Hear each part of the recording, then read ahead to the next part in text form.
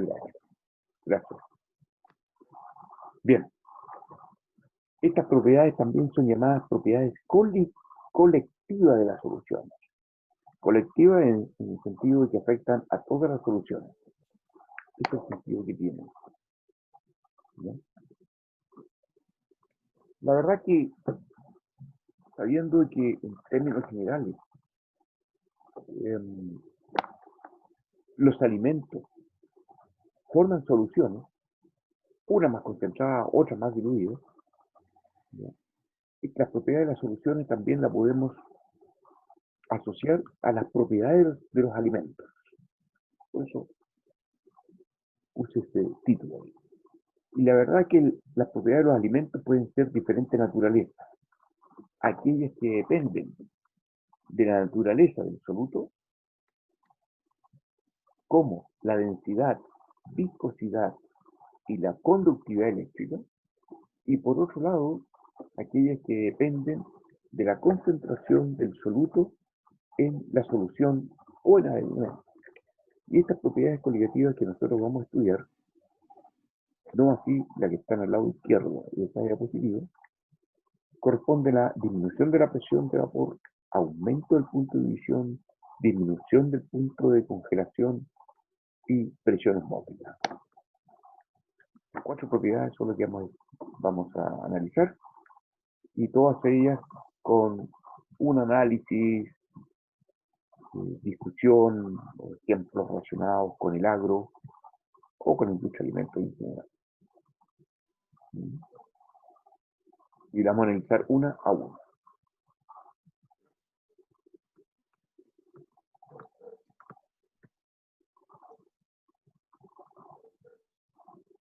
Y como decía, estas propiedades coligativas de las soluciones son aquellas que dependen de la cantidad de partículas disueltos, de soluto disuelto, y no precisamente de su identidad. Conversemos sobre la presión de vapor, el descenso de la presión de vapor. ¿De qué se trata esto? ¿De qué se trata la presión de vapor de un líquido? A ver,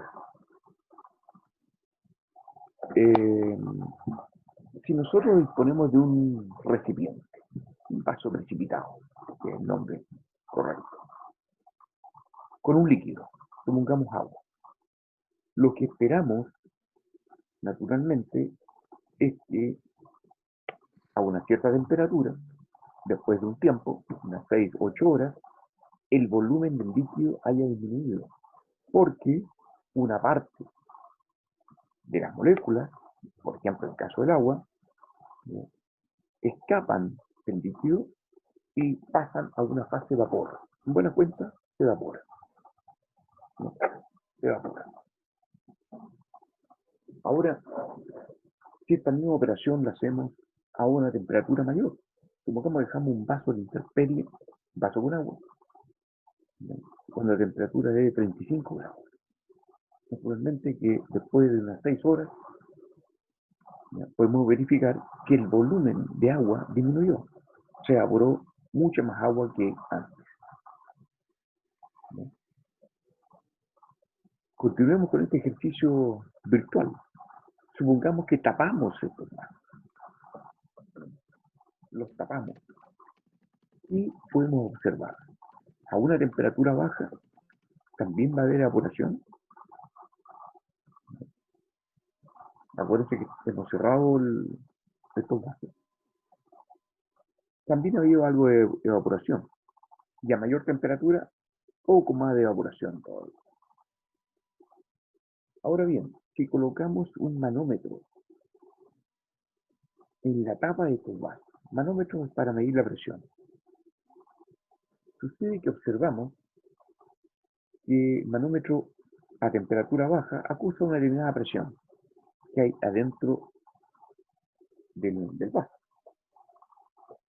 Sin embargo, cuando colocamos este vaso a una temperatura mayor, estando tapado y con un manómetro adentro, en la parte gaseosa, ¿no es cierto?, del vaso, observamos que la presión es mayor. ¿Qué está ocurriendo? Lo que pasa es que las moléculas de agua, supongamos que el solvente fuera agua, que se han evaporado, están en continuo movimiento, chocando entre sí, chocando contra las paredes del recipiente y chocando contra el manómetro.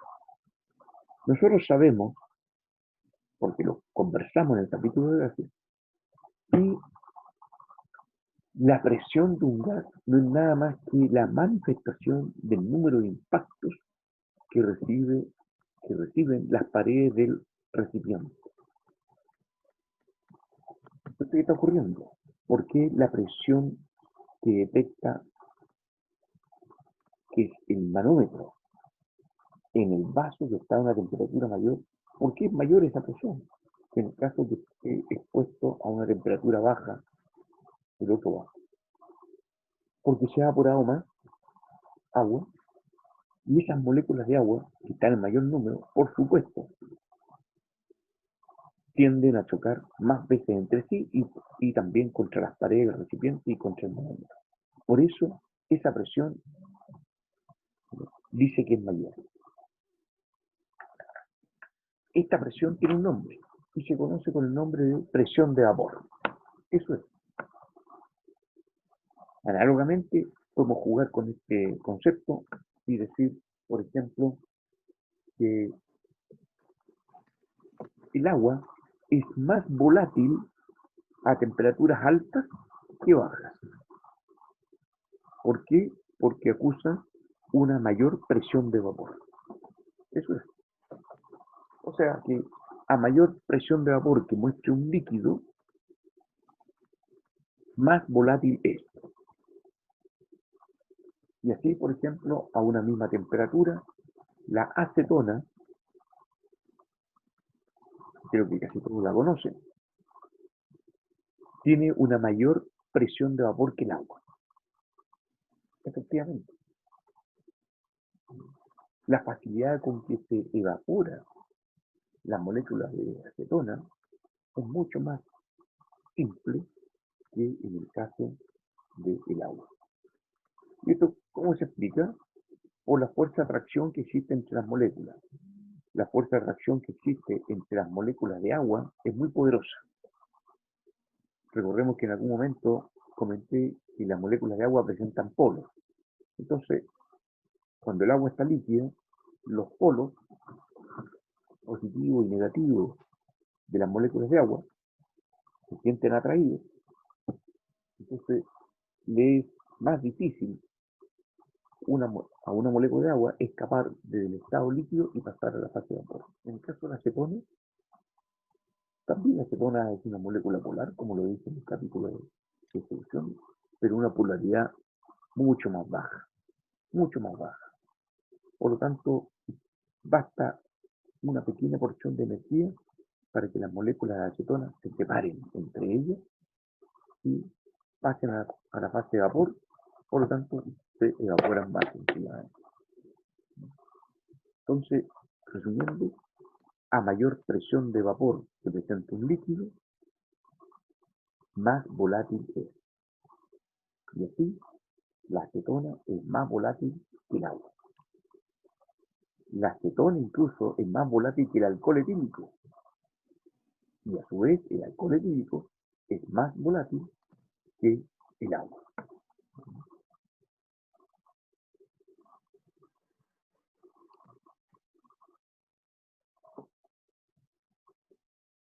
Aquí tenemos un recipiente cerrado, con un líquido.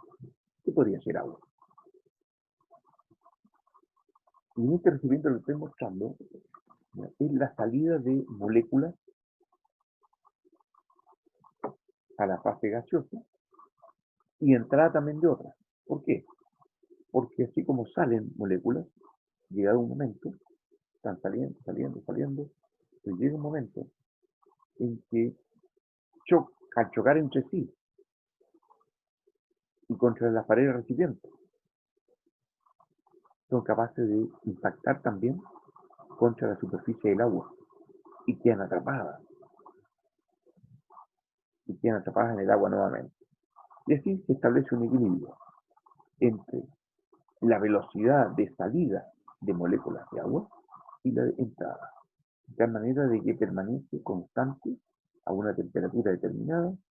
Después de un tiempo permanece constante la concentración de moléculas de gas en este espacio, ¿no?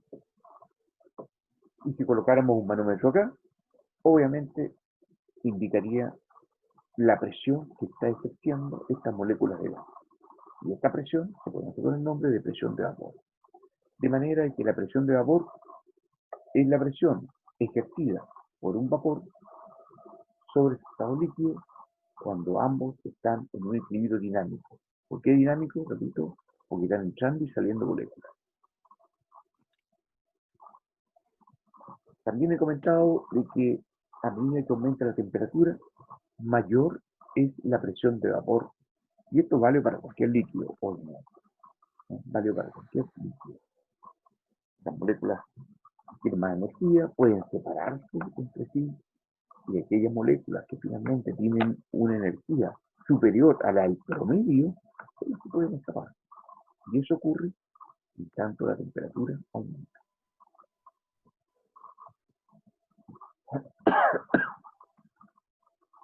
Aquí estoy indicando lo siguiente, de que la presión de vapor de un líquido depende o es función de varios factores, entre ellos la naturaleza del solvente. ¿Qué estoy diciendo con eso? Que la capacidad de evaporación de un líquido depende del líquido que se trate. Así, el alcohol etílico tiene una capacidad de evaporación mayor que la del agua.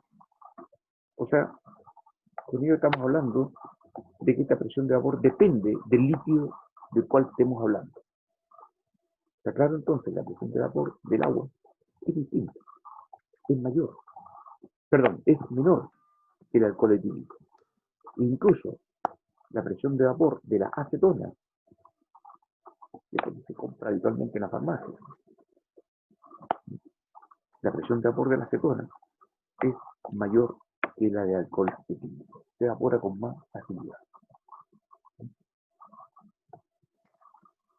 Entonces, podemos concluir,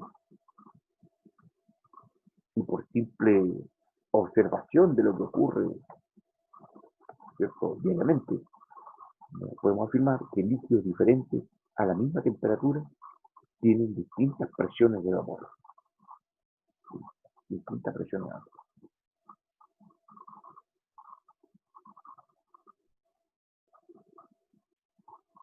Y en este gráfico se ilustra cómo la presión de vapor del agua aumenta con la temperatura.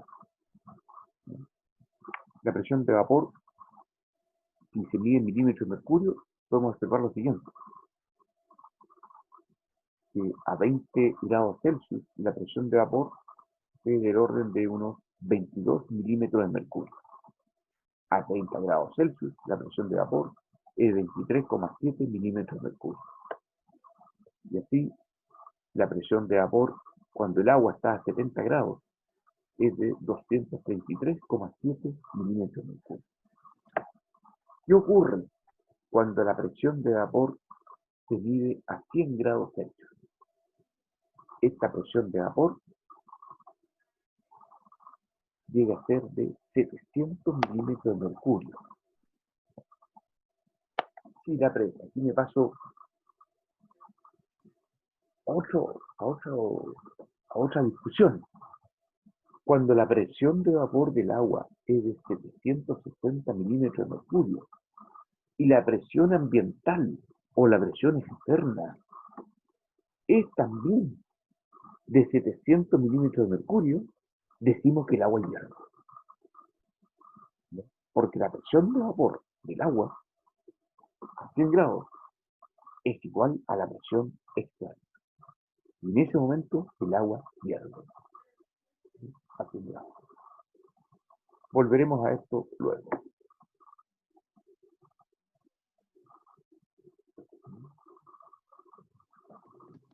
Repasemos el concepto de volatilidad. Pues bien, decimos que un líquido es volátil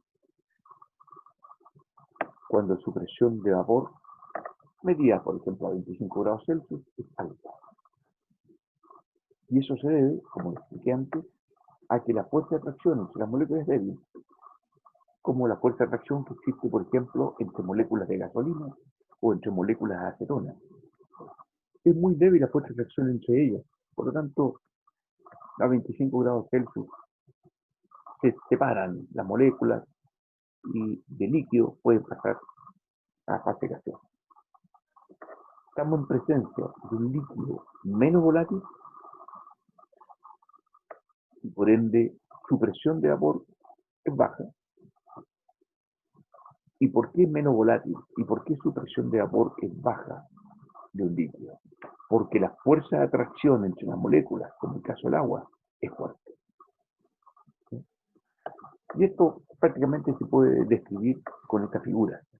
Un líquido volátil, que ya como lo dije antes, presenta poca atracción entre sus moléculas, ¿sí? Entonces muchas moléculas pasan a la fase gaseosa, mientras que un líquido no volátil, que tiene gran atracción entre sus moléculas, se evapora menos. ¿Se fijan? La cantidad de gas que hay aquí es menor que acá en el líquido volátil.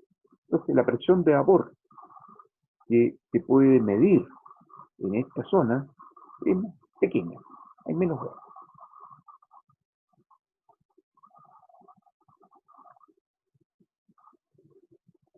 Aquí se muestra lo que ocurre con otros líquidos, además del agua. También observamos, obviamente, de que, por ejemplo, a medida que aumenta la temperatura del alcohol, también aumenta su presión de vapor. Y así, el alcohol puede alcanzar a 78,3 grados Celsius una presión de vapor igual a 760 milímetros de mercurio. Si la presión externa que hay en el ambiente fuera también de 760 milímetros de mercurio, esto querría decir que el alcohol hierve.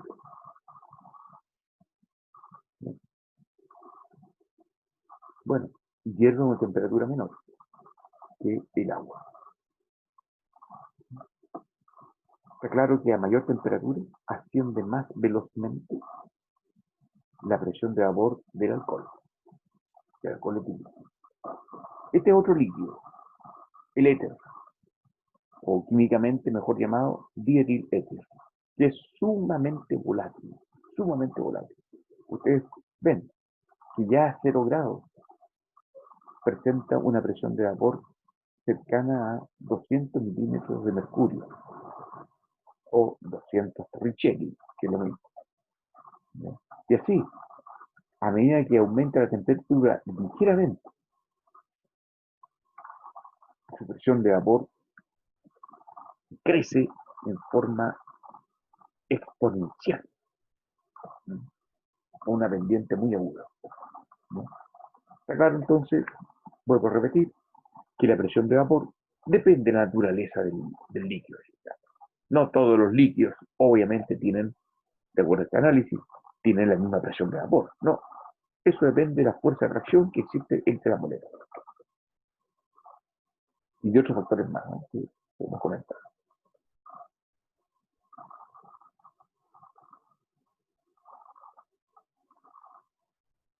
Pero, ¿qué sucede si incorporamos un soluto? Un soluto, por naturaleza, es aquel que se disuelve, ¿no? Si no, no es soluto, pasa a ser sencillamente un sólido. Los solutos son aquellas sustancias que se disuelven en otras. Pues bien, aquí observamos lo siguiente. Cuando estamos en presencia de un líquido puro, como agua, observamos que el recipiente está cerrado, que hay una salida y entrada de moléculas de agua, hasta llegar a un equilibrio, en el cual la velocidad de salida se hace igual a la velocidad de entrada y coexisten dos fases acá, la fase gaseosa y la fase líquida. cuando las moléculas que están en la superficie logran romper la fuerza de atracción con otras moléculas, entonces logran salir. ¿Qué pasa si incorporamos un soluto al agua, como azúcar? ¿Qué ocurre? Si el azúcar se disuelve en el agua, es porque también se generan fuerzas de atracción entre el azúcar y el agua, además de la que existía antes entre dos moléculas de agua. Observamos lo siguiente, que las moléculas de agua tienen un impedimento para salir tal como en el lado izquierdo. Tal como en el lado izquierdo. ¿Por qué? Porque esta molécula de agua, por ejemplo, no solamente tiene que romper la fuerza de atracción que tiene con la vecina, agua, sino que también con las moléculas de azúcar que están aquí. Y por eso salen menos. El efecto final entonces es que aquí colocamos un manómetro. La presión de vapor que se detecta aquí va a ser menor que al lado izquierdo. Porque es menos moléculas, chocando contra el manómetro, chocando contra las paredes recipientes, ¿no? Es así como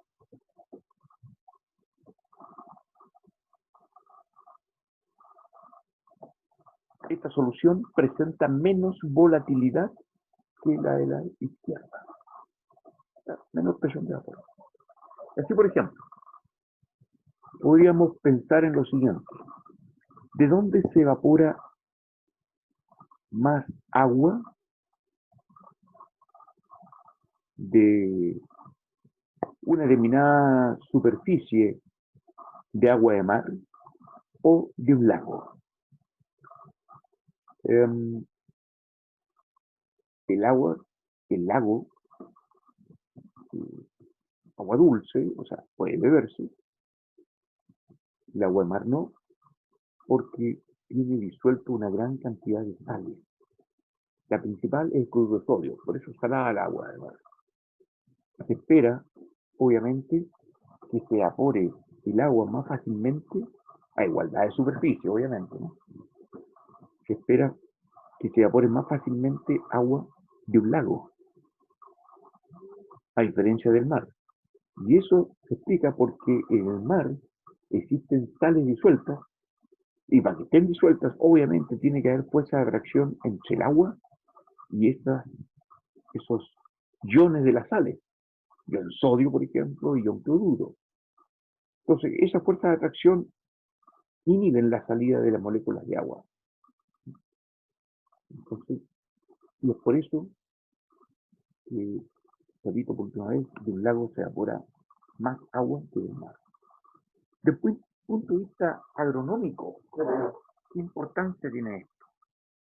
Una importancia vital, porque si comparamos, a ver si logro utilizar la pizarra otra vez.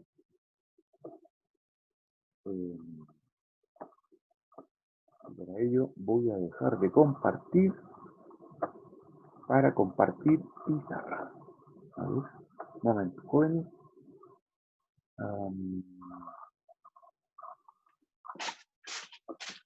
Vaya, ahí está la pizarra. A lo mejor puedo usar el mismo PPT. Un momento.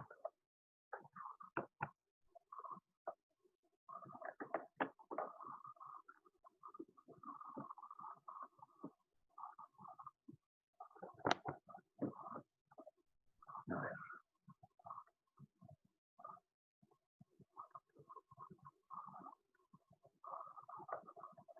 Ya, ¿vale?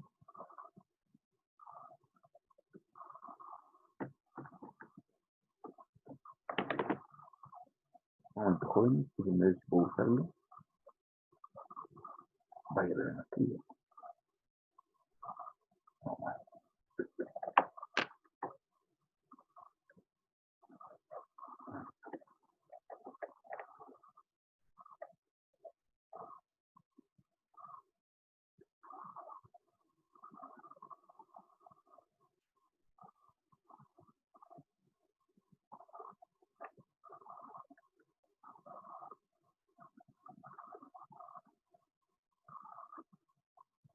Ya, voy a tener que dibujar con el mouse.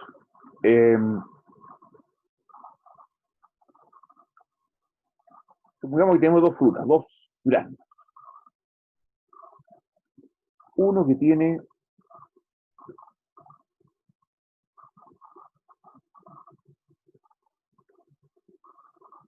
9 grados Brix en azúcares. Esta unidad de concentración ya la conversamos en su momento. Y este tiene 14 grados Brix. Está listo para ser consumido. Recuerden que 14 Brix es lo mismo que decir 14% de azúcares, 9 grados Brix, 9% de azúcar. La pregunta es, se los echan estos dos duraznos, uno que tiene 9 Brix y otro 14 Brix. ¿De dónde se espera? O sea, ¿qué esperamos que suceda si se exponen al aire a la misma temperatura ambos duraznos? Después de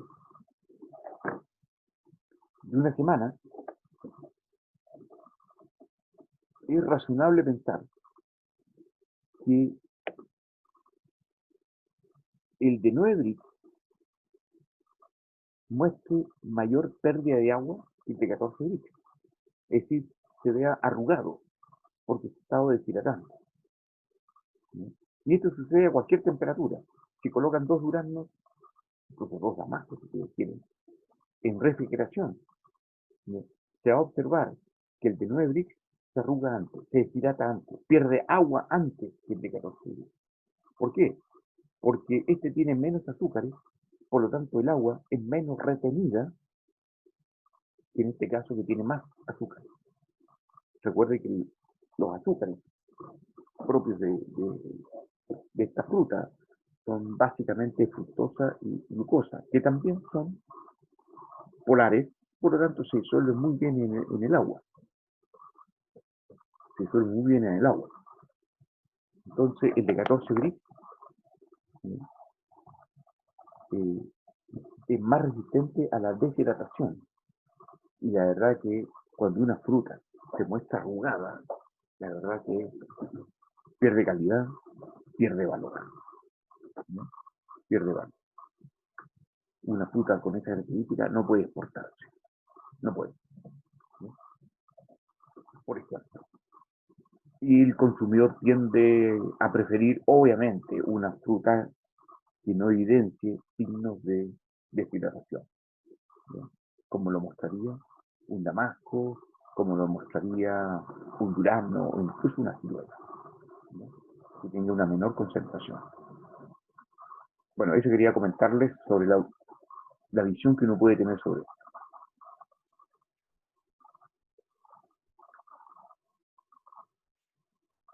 ¿Seguimos? A ver, un momento, jóvenes, alguien está chateando. Ah, ya. Hola, ¿quién está saludando?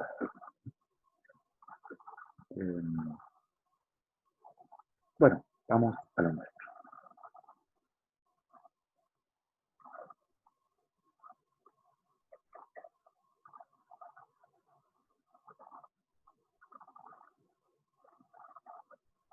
Ya. ¿Qué quiero mostrar acá? Bueno, sin un dispositivo como se muestra acá. Este es un tubo en U y los extremos están unidos a una matraca. Bien. Entonces, aquí podemos colocar mercurio.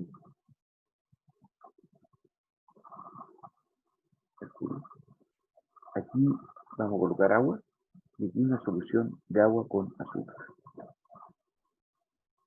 De este recipiente se evapora más fácilmente el agua. Y expliqué antes por qué. Más fácilmente el agua que acá. Entonces, esta agua que emerge como gas, bueno, usted sabe que los gases tienden a ocupar todo el volumen de un recipiente. Bueno, entra por aquí.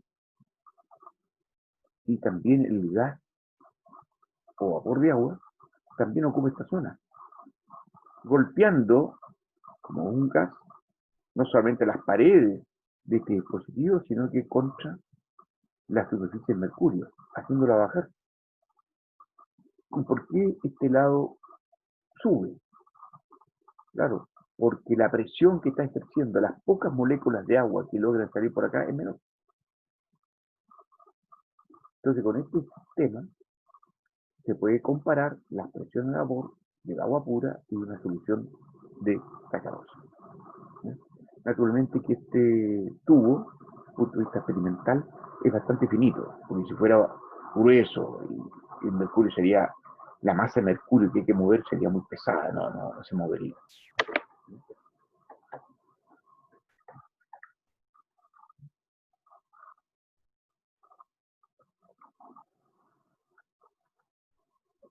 Al respecto, se ha determinado también cuantitativamente que esa disminución de presión de vapor que experimenta un líquido, claro, cuando comparamos el agua pura con el agua con azúcar, esa disminución es proporcional a la concentración de soluto. O sea, mientras más soluto, disminuye más la presión de vapor. Eso lo podemos decir en forma cualitativa. En forma cuantitativa, Raoult, a través de la llamada ley, por tanto esto vale para todas las concentraciones, de todos los líquidos, dice lo siguiente, que la presión de vapor disminuye delta P, disminución de la presión de vapor, ¿no?, en función de la presión de vapor del líquido puro y de esta unidad de concentración, la fracción molar del soluto. Recuerden ustedes que la fracción molar es una unidad de concentración, ¿verdad? De manera que, recordemos entonces, delta P representa la disminución de la presión de vapor. Esto es la presión de vapor del líquido puro o solvente puro, menos la presión de vapor de la solución. Es tanto menor esta presión de vapor de la solución, en tanto mayor sea la fracción molar de soluto. O sea, mientras más soluto existe en una solución, mientras mayor sea la concentración. Y así, es posible hacer un ejercicio bastante simple de aplicación de esta expresión, que consiste en lo siguiente: calcular el descenso de la presión de vapor de agua cuando se disuelven 5,67 gramos de glucosa, cuya fórmula está allí en la diapositiva, en 25,2 gramos de agua, que se encuentra a su vez a 25 grados Celsius. Dato: la presión de vapor del agua pura a 25 grados Celsius es de 23,8 milímetros de mercurio. Esto es un dato. Entonces, ¿cómo se resuelve esto? Muy simple, calculando a través de la expresión anterior el valor de delta P. Porque se está preguntando cuál es el descenso de la presión de vapor del agua, en cuánto disminuye. Naturalmente que... Profe, Sí, dime. no está compartiendo pantalla. Ah, perdón. ¿Por qué aquí dice deja de compartir? Qué raro. Ah, no debe ser. A ver. Ahí sí. Esto lo vieron, ¿no? ¿Cómo funciona este dispositivo? No, aparecía solamente está compartiendo pantalla, pero no aparecía la pantalla. Bueno, lo voy a repetir, ¿eh? Bueno, en este dispositivo, que es un tubo en U, un dispositivo de tubos muy finos. ¿Sí? Se coloca mercurio en el tubo de luz. Luego, en cada uno de estos recipientes que están adosados a los extremos del tubo, se coloca agua pura y aquí una solución de agua con azúcar. A una determinada temperatura, claro, escapan del agua moléculas, pasan a la fase de vapor, inundan todo el resto del tubo, porque los gases tienden a ocupar todo el volumen de un recipiente, y ejercen presión estas moléculas que están golpeando las paredes, golpean también contra el mercurio, un líquido, ustedes saben, un líquido metálico de color gris, golpean y hacen bajar la columna con la presión que ejercen, o sea, con los golpes que están realizando, ¿no? Y esta parte obviamente sube. ¿Pero por qué sube? Porque la cantidad de agua que logra salir de esta solución es menor que la de acá. Porque el azúcar también está atrayendo a las moléculas de agua, impidiendo la salida de igual cantidad de agua que acá. Entonces la presión que ejerce estas moléculas de agua, estas escasas moléculas de agua aquí, es menor. Por lo tanto, el mercurio empuja la columna y empieza a subir, ¿no? Y así es posible experimentalmente comparar las presiones de vapor del agua pura y de una disolución o solución de azúcar o sacarosa. ¿Okay? Bueno, también había dicho que esta disminución de la presión de vapor es posible cuantificarla cuando se está en presencia de un soluto no volátil, como el caso de la sal o de la sacarosa o azúcar común, o fructosa o glucosa o cualquier otro soluto no volátil.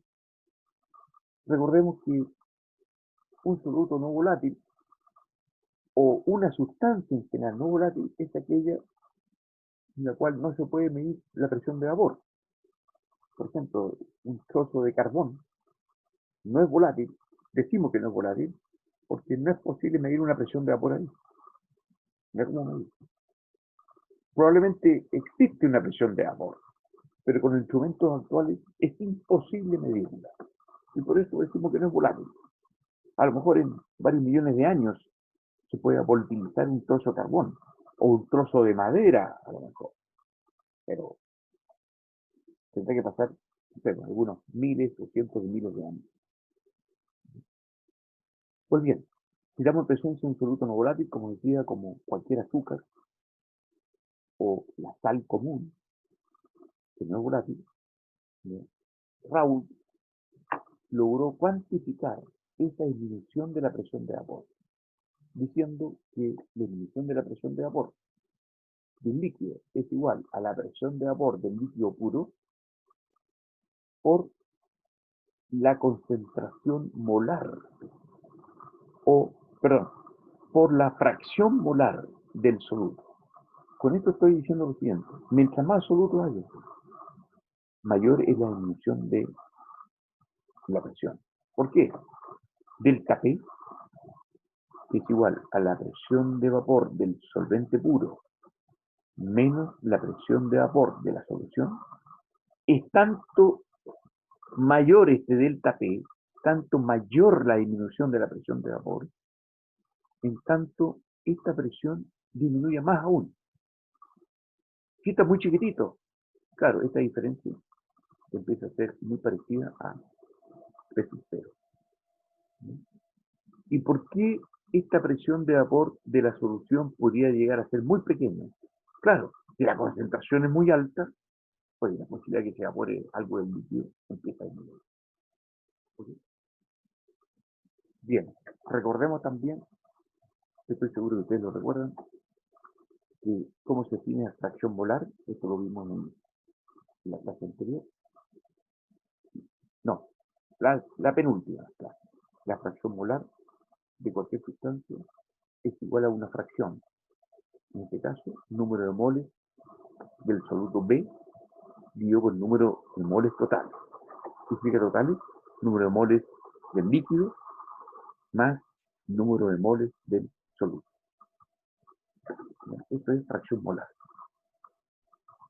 Ejercicio entonces, calcular el descenso de presión de vapor de agua cuando se disuelven 5,67 gramos de glucosa en 25,2 gramos de agua a 25 grados Celsius.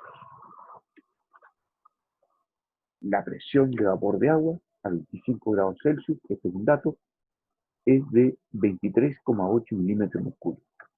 Entonces bastaría aplicar esta ecuación y calcular delta P.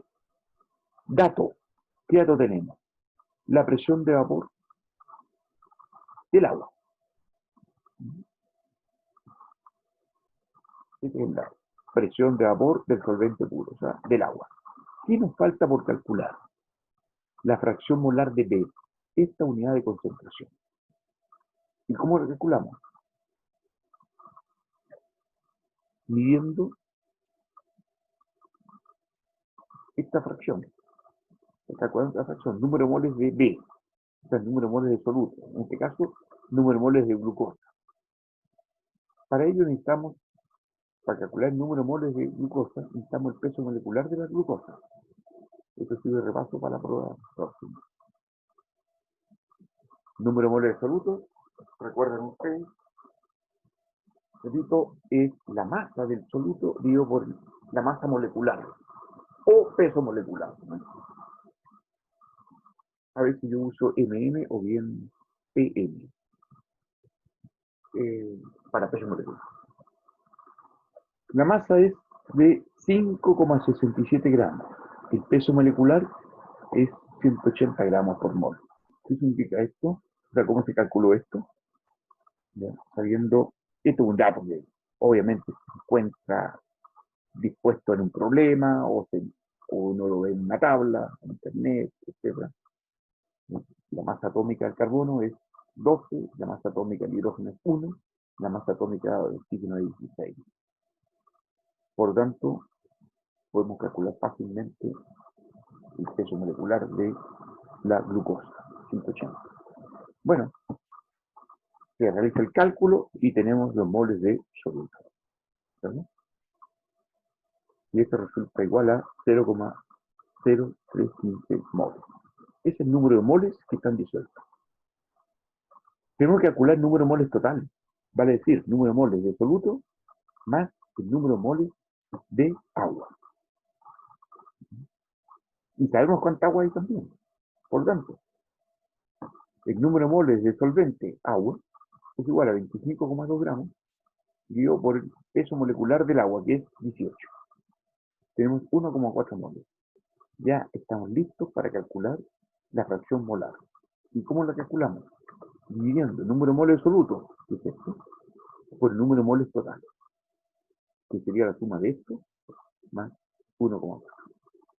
Y así, la fracción molar de soluto la tenemos expresada aquí. Número de moles de soluto, como decía antes, 0,0315, más el número de moles totales presentes en esta solución. Número de moles de glucosa más número de moles de agua. Se realiza este cálculo y este cálculo arroja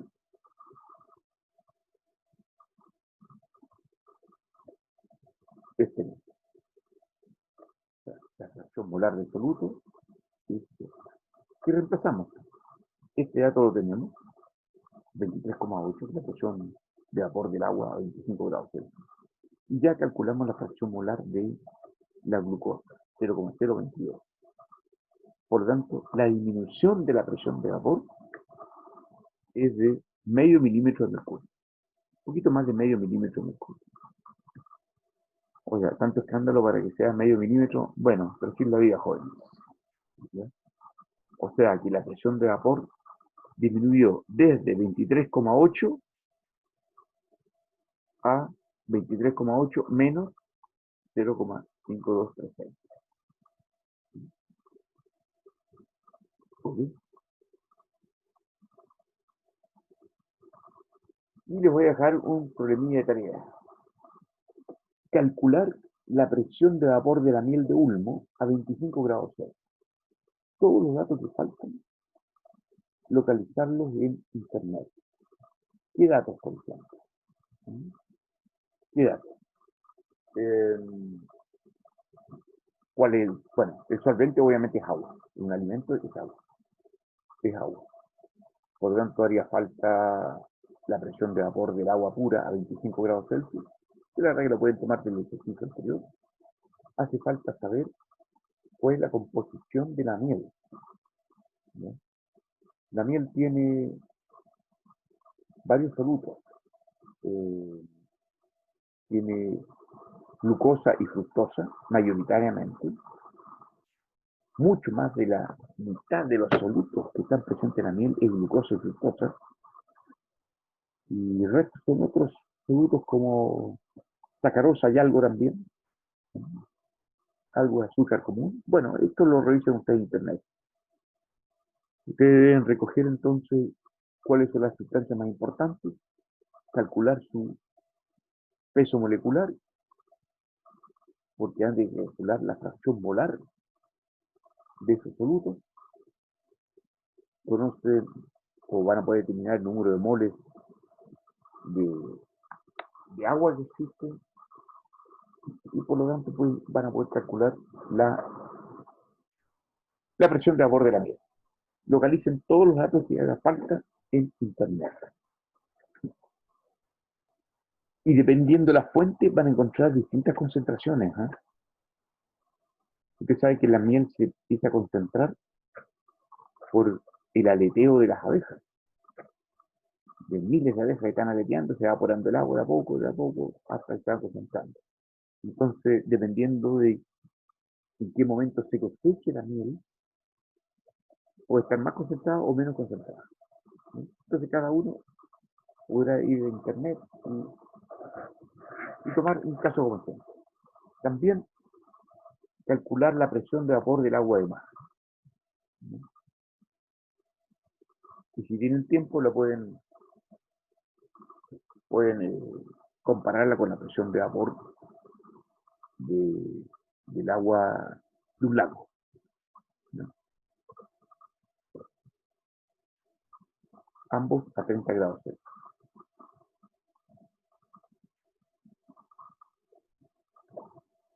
Desde el punto de vista de la ingeniería, ¿por qué estoy insistiendo que los datos los localicen ustedes? Porque para resolver un problema hay que tener claro qué información está disponible, cuál hay que buscar. ¿Ya? Y no utilizar cualquier cosa que se encuentre, tratando de acomodarlo a una fórmula o algo así. O sea, hay que dimensionar el problema primero.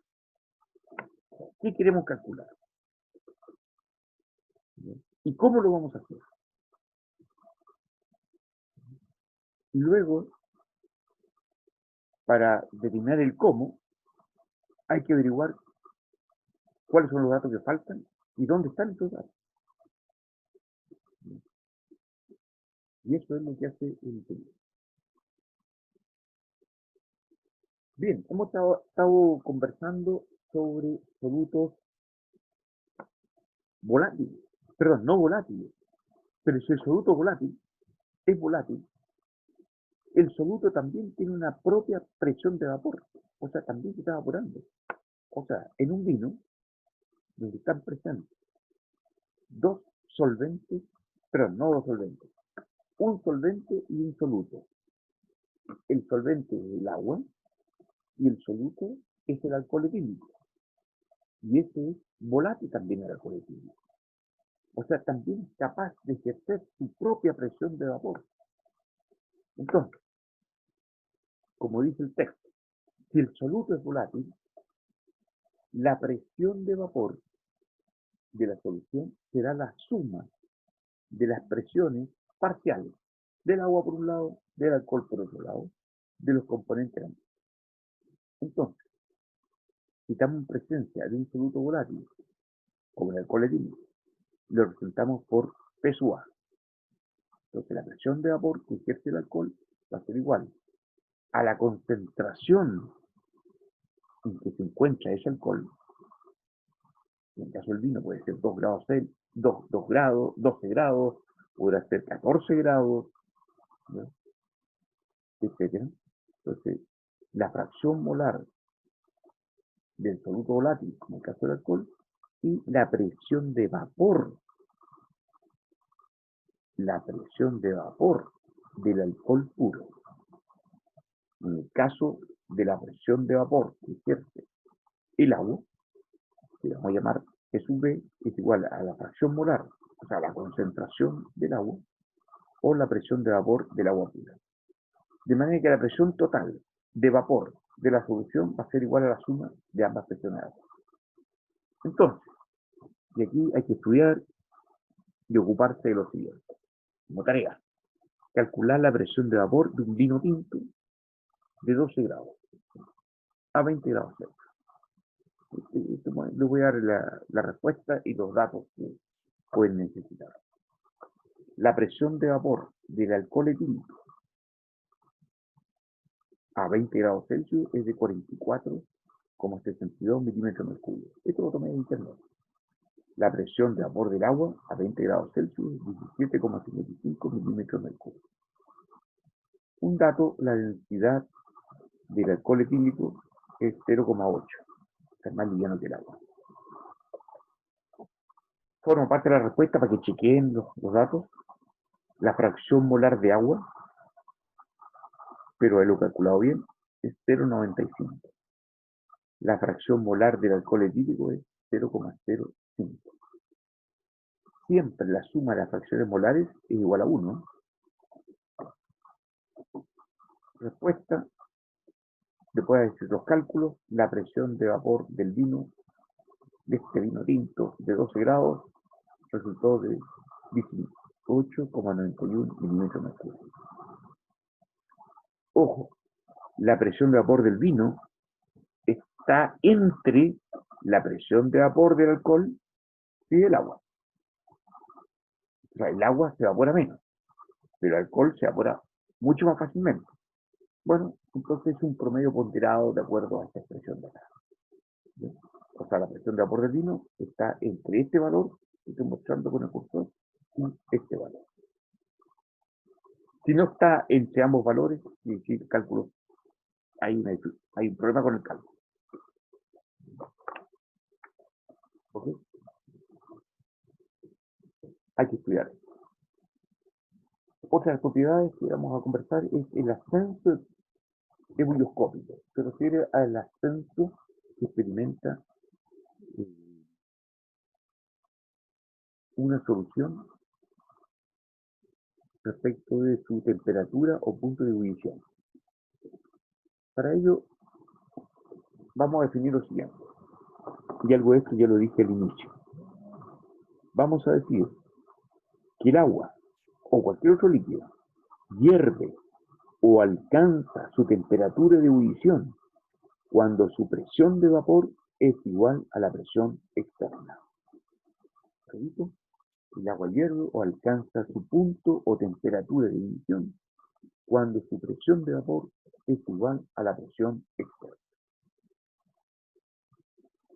Aquí inventé las siguientes figuras. Fíjense, vamos a hacer un recorrido. Este es el mar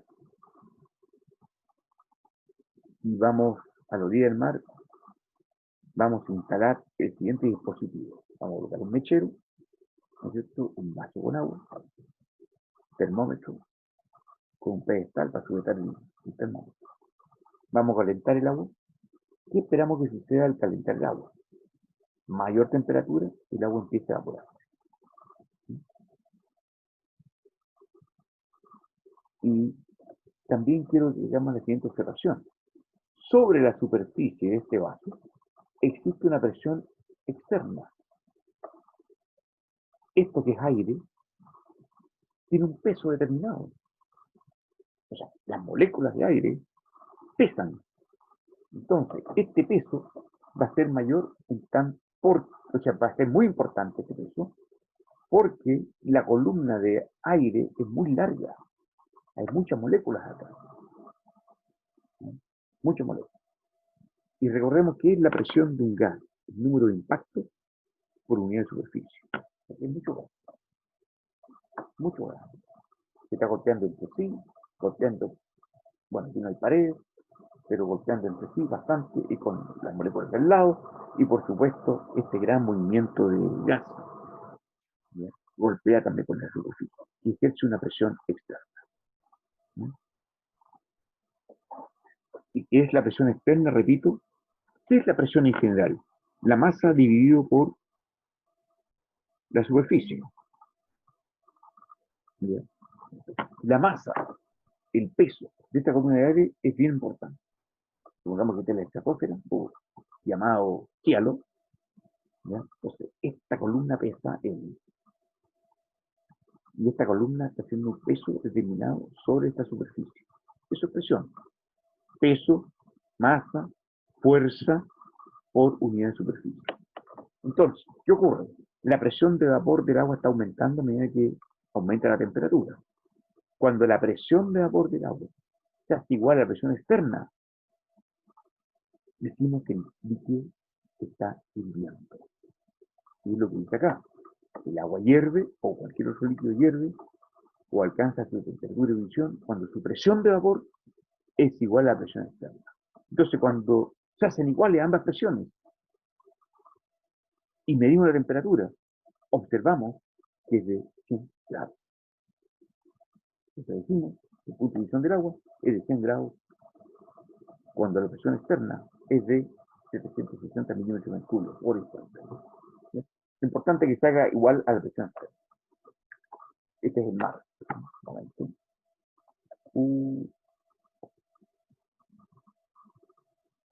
Está deteniendo la función de combustible. Vaya, estoy compartiendo.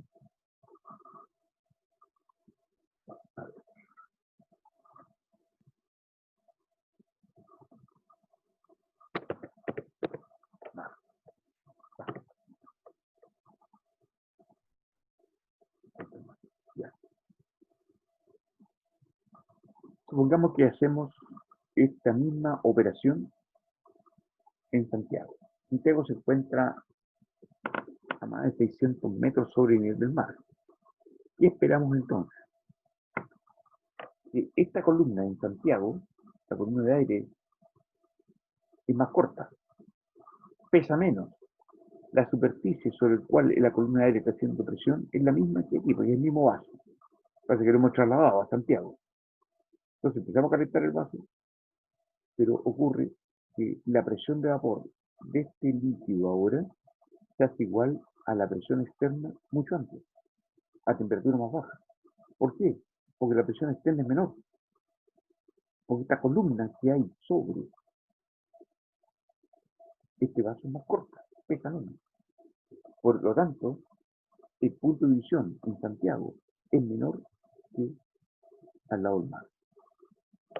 Y así, si hacemos este experimento, puede llegar a 98 grados, en vez de 100, 98 y medio, llega más o menos. Pero, ¿qué ocurre aquí? Si hacemos este experimento en Quito, Quito se encuentra a 2.850 metros sobre el nivel del mar. Resulta, vale, internet inestable. Resulta que la columna aquí de aire sobre el vaso es más corta, por lo tanto la presión externa es menor. Entonces, la presión de vapor del agua es igual a la presión externa a una temperatura más baja. Porque está subiendo la temperatura, y ya cuando llega a 91 grados la temperatura del agua, ya se igualó a la presión externa. En ese momento el agua empezó a hervir. ¿Y a qué temperatura ocurre eso? A 91 grados. Más dramático es la situación que hacemos este experimento en La Paz. La Paz es una de las ciudades más altas del mundo. Bueno, la de en el Tíbet también, ¿no? Pero, a ver, yo podría decir lo siguiente. El aeropuerto más alto del mundo es el aeropuerto que está en La Paz, cerca de una zona que es una ciudad, es una ciudad cercana a La Paz, se llama El Alto. Bueno, la altura es de 3.900 metros. Pues bien, el agua en La Paz hierve a 85 grados. Esa es una dificultad para cocer porotos, porque con 85 grados habría que mantener varias horas cocinando un poroto. Por lo tanto, un poroto hay que cocinarlo con una olla a presión. Y yo voy a explicar cómo funciona la olla a presión. Si exageramos esto, si organizamos una práctica de laboratorio, que no la vamos a poder hacer este año, porque no se puede ir a la facultad para ir a buscar estas cosas, y hacemos esta práctica en el Everest, une las cumbres en esta altura, 8.850 metros, y el agua aquí hierve a 70 grados. Oye, si encontráramos un lugar más alto que el Everest, podríamos hacer hervir el agua a lo mejor a 55 grados Celsius. O sea que podríamos meter la mano dentro del agua que está hirviendo. Y claro, va a estar un poquito calentita el agua, pero se puede soportar. A 55 grados se puede soportar el agua. En mi laboratorio existe un aparato que se llama rotavapor, que permite disminuir la presión externa a valores muy bajos, tan bajos como por ejemplo 70 milímetros de mercurio, de manera que el agua se puede hacer hervir incluso a 30 grados Celsius. O sea, se puede tocar el recipiente con que esté hirviendo el agua porque está a 30 grados. Está a 30 grados, o sea, estamos haciendo hervir agua a 30 grados.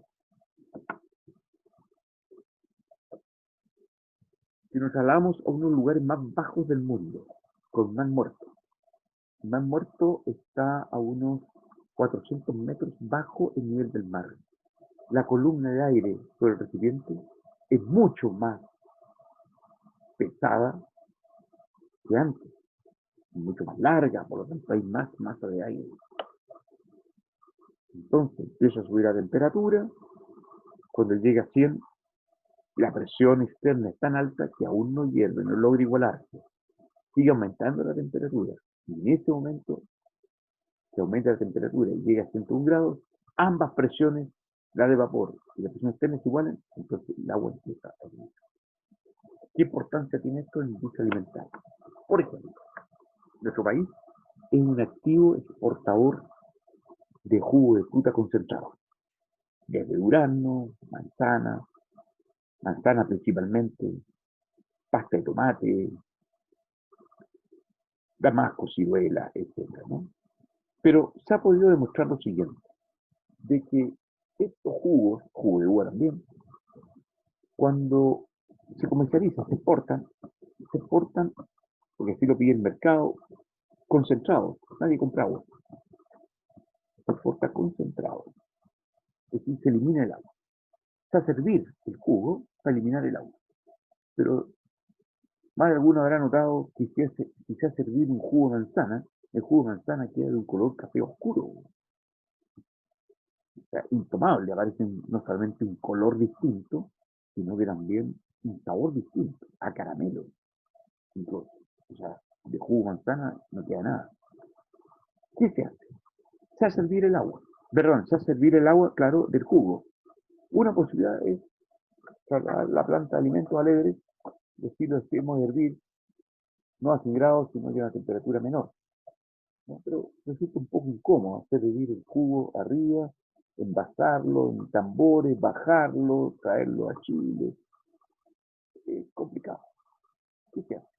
Se instala, se utiliza un equipo que se llama evaporador o concentrador, parecido al que tengo en mi laboratorio. Es decir, un equipo en el cual se concentra el jugo a temperatura más baja porque se está haciendo uso de menor presión externa.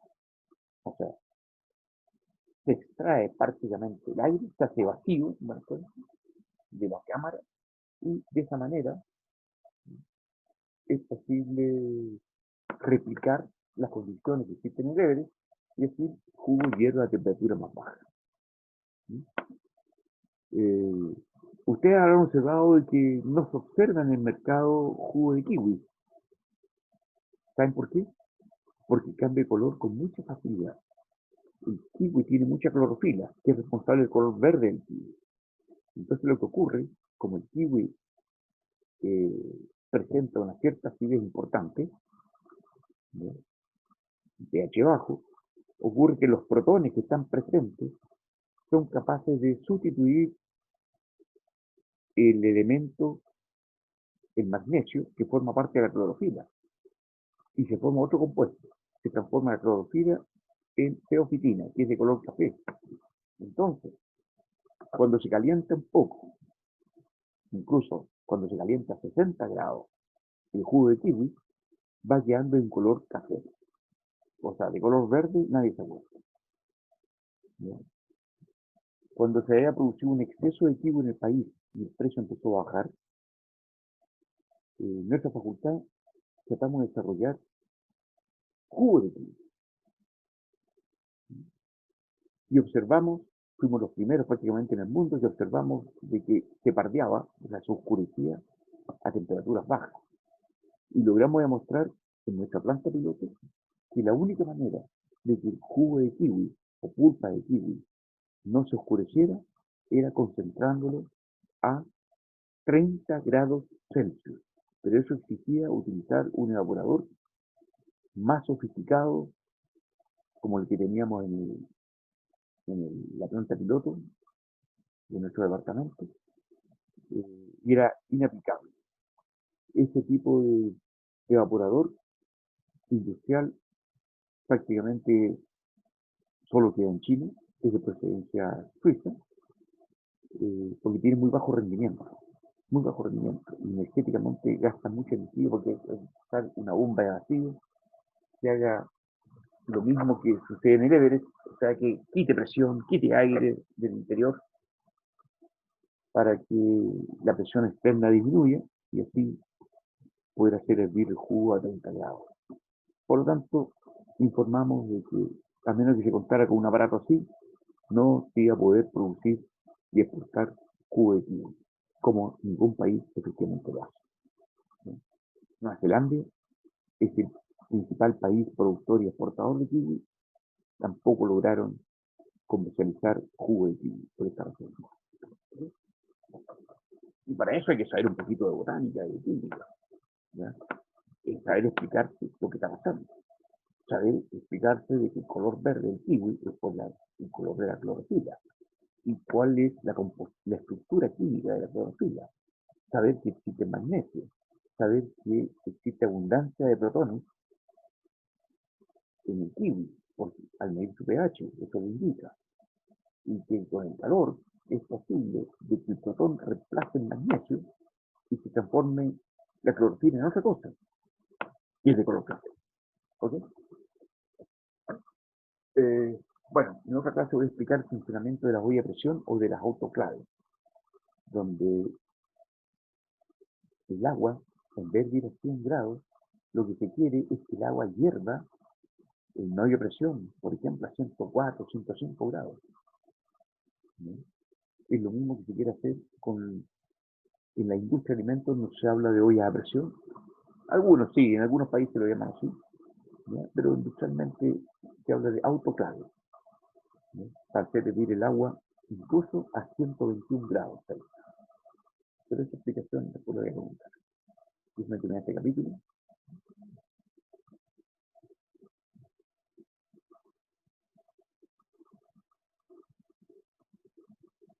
Bueno, solamente quiero mostrar cómo la presión externa disminuye con la altura, ¿no? O sea, mientras menor es la altura, 10 kilómetros, la presión externa es casi 300 milímetros de mercurio. A nivel del mar, bueno, 760 milímetros de mercurio. 760 milímetros de mercurio. Repito, a medida que estamos más alto, la presión está en menor. Ya a 70 kilómetros de altura, ya la presión podemos decir que es prácticamente cero. O sea, no hay aire. No hay aire. no hay aire. Por lo tanto, los astronautas que están en el momento arriba, en la estación experimental, si salieron afuera, la presión es cero. Bueno, estos son los nombres de las que se han utilizado para medir la altura, ¿no?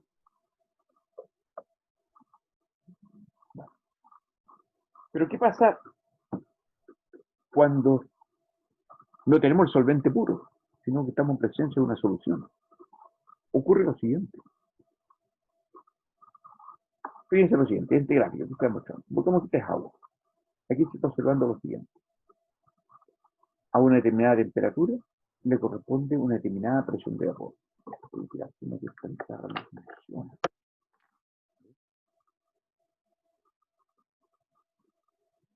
Ah, ahí está.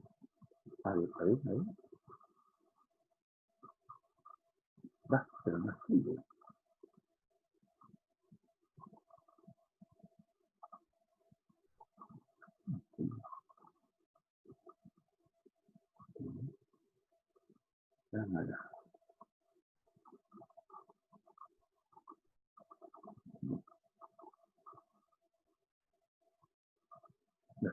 Bueno, voy a usar el cursor para mostrar. Bueno, a esta temperatura que estoy mostrando acá, con el cursor, le corresponde una determinada presión de vapor a un solvente, agua, por ejemplo. Y observamos lo siguiente, que a medida que aumenta la temperatura del agua, la presión de vapor empieza a subir,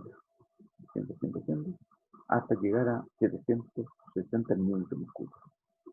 Y en esta oportunidad, entonces, cuando la presión de vapor del agua es igual a la presión externa, y si está fuera de 760 milímetros de mercurio, decimos que el líquido cierra.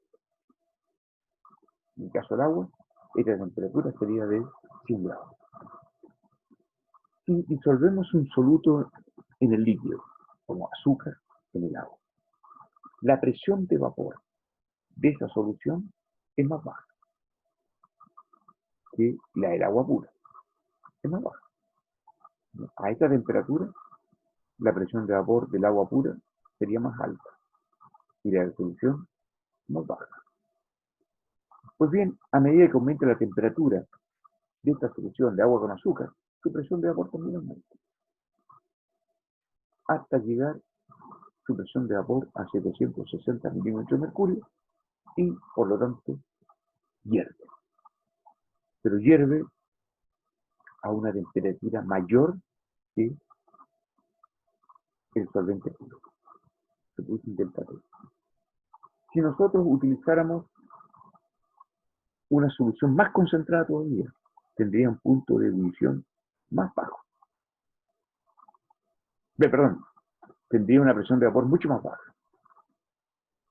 De tal manera de que la temperatura de ebullición de este tercer líquido sería mucho más alta. El delta T sería mayor. O sea, mientras más concentrado esté una solución, mientras más concentrada esté una solución, mayor temperatura de ebullición.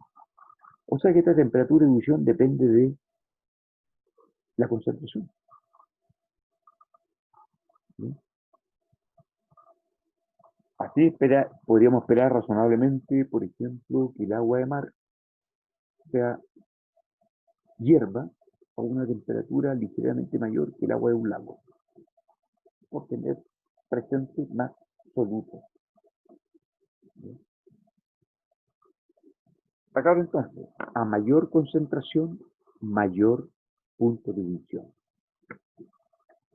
Y por lo tanto, este delta T crece, esta diferencia de temperatura y ebullición crece a mayor concentración. Bueno, esto se puede decir en forma cualitativa, pero en forma cuantitativa también se puede calcular. ¿Sí?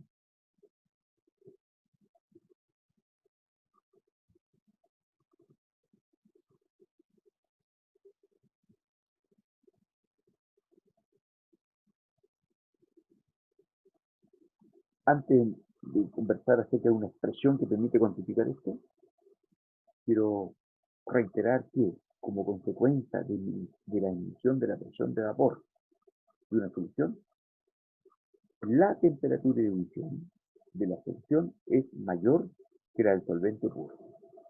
O sea, la temperatura de ebullición de un almíbar es mayor que la del agua pura. Ve que se ve mejor todavía. Aumento de la temperatura de ebullición. ¿Okay?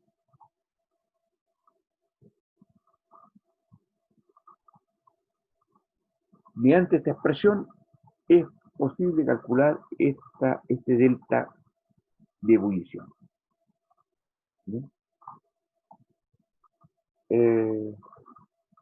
Bueno, lástima que no tenemos. Bueno, se ha podido demostrar, nada que es muy fácil hacerlo. Se ha podido demostrar lo siguiente: que esta diferencia de temperatura de ebullición es igual a una constante, conocida como constante bioscópica, y a la molaridad de la solución. ¿Sí? Por lo tanto, a mayor concentración de la solución, este delta T, como ya lo habíamos indicado, crece. Ahora, esta constante de ebullición es típica para cada solvente. ¿Qué significa típica? Tiene un valor para cada solvente.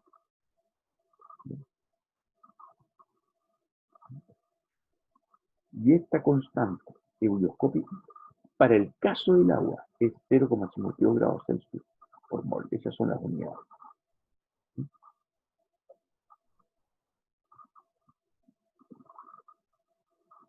Y así, como les estaba comentando, el agua tiene esta constante. Yo sé que antes dije 0,52. Encontré los dos datos. Como esto es una medición experimental, puede variar un poquito. El benceno, que es un líquido, tiene una constante de 2,53. El ácido acético, que es un líquido, que es responsable del sabor del vinagre, porque el vinagre es una solución de ácido acético. Tiene una constante igual a 3. El etanol o alcohol etílico, una constante igual a 1,22. ¿Pero qué significa eso?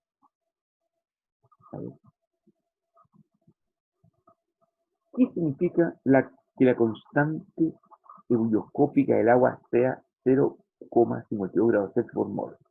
Significa lo siguiente: que si se disuelve un mol de un soluto no volátil y además no electrolito, explicaré lo que es esto. Repito, si se disuelve un mol de un soluto no volátil, como decirlo, y no electrolito, en un kilogramo de un solvente, como el agua, la temperatura de ebullición aumenta en 0,52 grados Celsius. Repito, que la constante bioscópica del agua sea 0,52 grados Celsius por mol, significa que si se disuelve un soluto no volátil y no electrolito en un kilogramo de agua, la temperatura de ebullición aumenta en 0,52 grados Celsius respecto de la temperatura del agua pura. Eso es lo que significa. Análogamente, si ustedes quieren, el caso E del etanol sea 1,22 grados Celsius por mol, significa que si se disuelve un mol de un soluto no volátil y no electrolito en el etanol, en un kilogramo de etanol, la temperatura de ebullición del alcohol etílico crecería en 1,22 grados Celsius. Eso es lo que significa esa constante. Bueno, un problemilla. Calcular la temperatura de ebullición del jugo de uva, que tiene un 65% de concentración en dos azúcares en total. Glucosa y fructosa. Los pesos moleculares de la glucosa y fructosa es de 160 gramos por mol. Entonces, la pregunta es, oye, este líquido llamado jugo de uva concentrado a un 65%, ¿a qué temperatura hierve? Otro problema, ¿cuál es el punto de división de dos soluciones?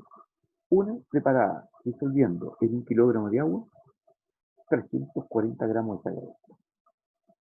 Otro problema, vamos a disolver 180 gramos de glucosa en 1 kilo de agua. ¿A qué temperatura hierven?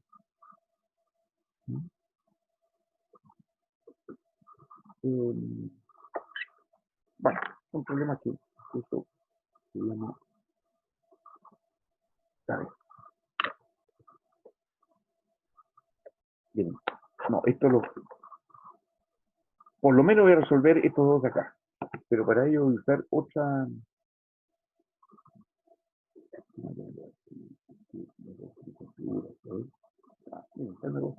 voy a usar otra pizarra, esta de acá, ya.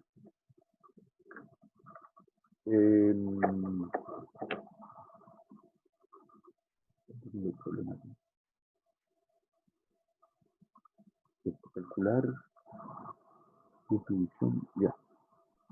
1 kilo de agua con 340 y 180. Ya, ok, vamos a la pizarra, vamos a la pizarra. Eso. ¿Sí? Entonces,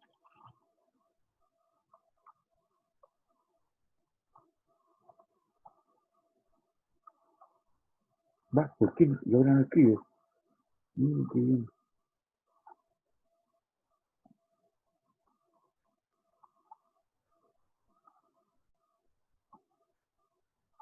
Un momentito, joven. Deseo compartir y solo voy a tener esto de hecho. A ver, vamos a tener que ver.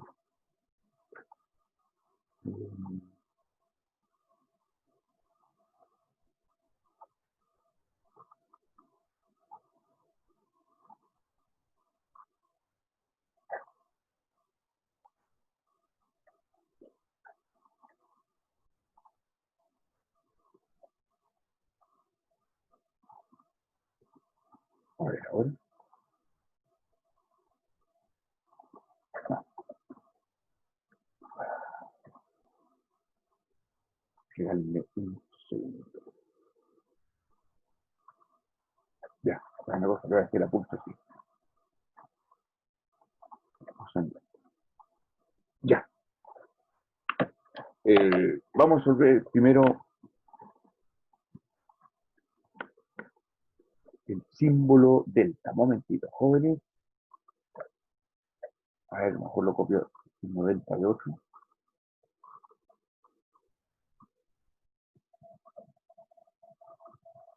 Ya, voy a copiar esta fórmula.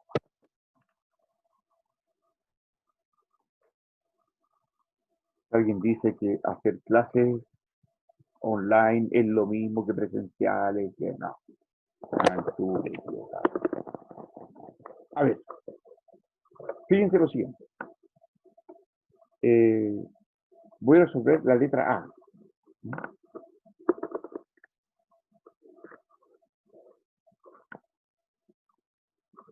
Usando esta expresión.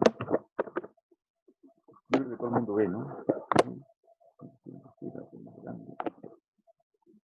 A ver. El punto de división. El punto de división de la solución está contenido acá. Calculemos primero la diferencia, sabiendo que el punto de división del agua pura es de 100 grados. En el caso del agua es 0.52. Hay que multiplicarlo por la molaridad de la solución A.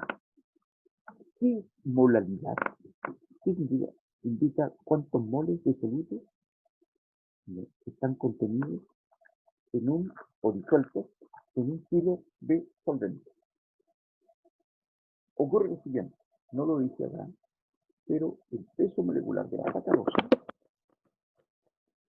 Y la sacarosa es 340.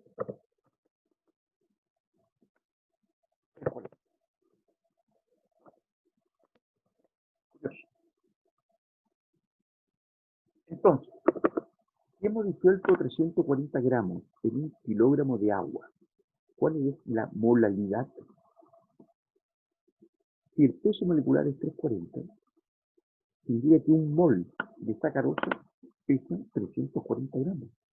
O sea, realmente tenemos disuelto un mol de sacarosa en 1 kilo de agua. O sea, la concentración es 1 molar. ¿Cuál es el delta T? 0.52 grados. Por lo tanto,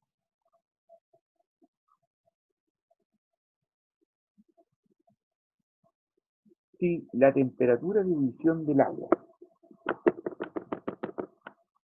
es 100 grados, la temperatura, la T rara,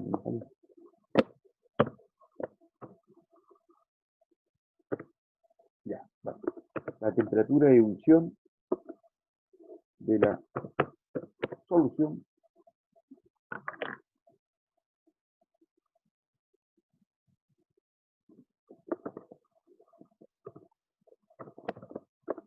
va a ser igual a 100 más 0,52. O sea, 100,52 grados Celsius va a ser la temperatura de ebullición de la primera solución. ¿Ok? Esto es la letra A. Desde el punto de vista conceptual, veamos rápidamente cómo se resuelve la letra B. Ocupemos la misma expresión.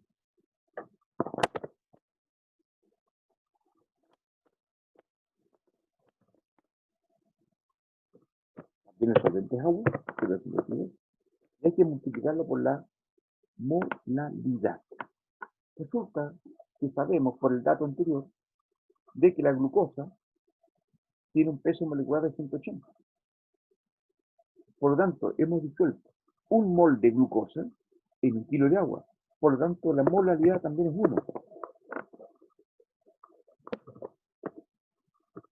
O sea, que delta T es 0,52 grados Celsius. Implica que la temperatura de ebullición, uy, no parece una T, parece una cruz. Bueno, la temperatura de ebullición de esta solución es igual a 100 más 0,52 grados. O sea,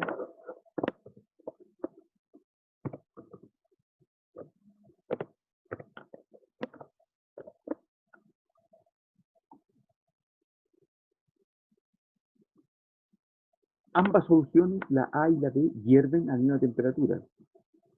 Claro, porque en esta expresión no está indicado, lo único que indica acá es que el delta T depende de la constante bioscópica, que en ambos casos es agua, por lo tanto tiene que ser el mismo, y depende de la concentración. Y la concentración molar en ambos casos es la misma. Entonces el resultado tiene que ser el mismo. ¿Ok? Tiene que ser el mismo.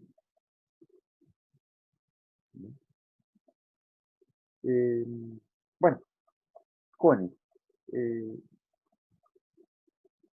voy a dejar hasta acá. Voy a dejar de compartir. Voy